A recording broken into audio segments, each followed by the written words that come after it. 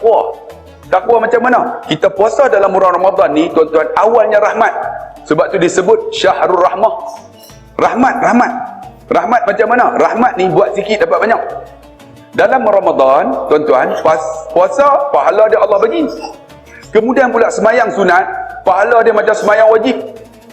Kemudian pula, siapa yang semayang wajib, pahala dia Allah ganda sampai beratus kali ganda. Orang bagi sedekah, kan? Bagi sedekah, Ramadan ni Allah lipat kali ganda.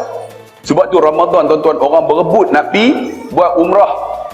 Sebab pahala dia, tuan-tuan, al-umratu ilal umrati kafaratu lima bainahuma. Nabi kata, umrah ke umrah Allah ampun dosa.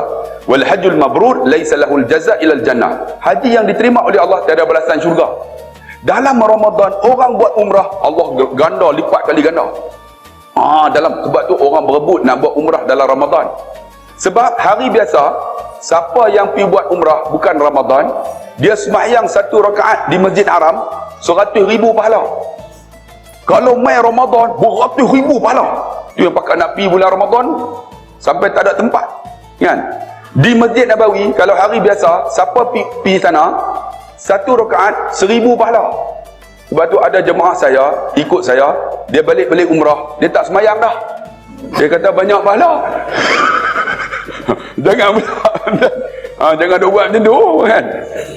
Ramadan ni pahala bukan saja ratus ribu, beratus ribu. Sebab rahmat. Dan Alhamdulillah, kita nak dapat rahmat kena ikut macam Nabi SAW.